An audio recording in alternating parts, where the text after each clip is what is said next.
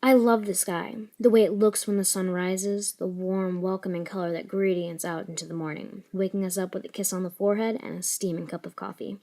The gorgeous light blue that is skittered with white cotton ball wisps. How the blue gradually changes color throughout the day, eventually easing into bright pinks, purples, yellows, and oranges. They make you want to sit on the back porch, swing with a quilt, a small fluffy animal, and some sort of cup of tea to watch the sun settle behind the hills, and the colors splotch themselves across the sky before leaking into each other, eventually forming the ink blue that is the night sky. I'm a stargazer. The night sky is the best kind of sky, just sitting and watching the stars flirt and wink at each other as they slowly but surely burn out, counting down the years until they age and die, sending billions of atoms into the atmosphere to create new things. We are, after all, made of stardust. But I can't watch the night sky anymore. It reminds me too much of him, too pretty and calming, with a darker undertone that nobody seems to understand.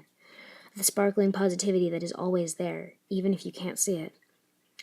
The way that they form shows his star sign, his favorite constellations, his favorite galaxies, favorite planets, star, spacecraft, favorite times of day, both AM and PM.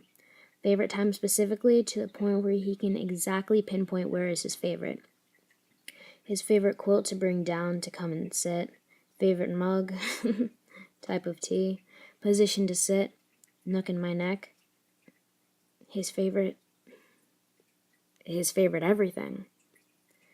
But then there are my favorites.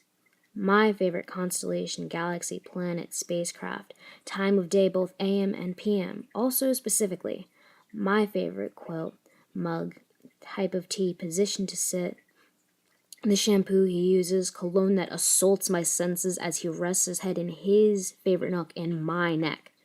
My favorite everything. Although there's one thing I missed, my favorite star. Because my favorite star isn't as simple as his favorite star. His favorite star is Canopus. He'll always lose her in the night sky, although she's the second brightest.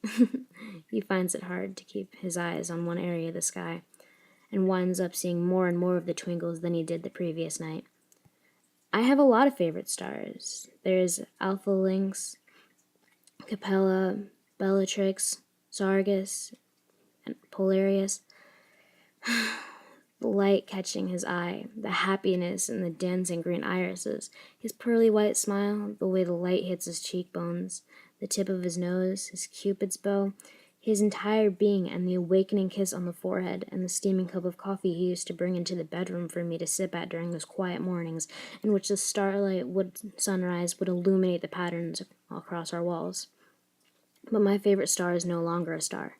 He's now a supernova, having collapsed in on himself and created something so heartbreakingly beautiful, only to almost become nothing again. He was my favorite star.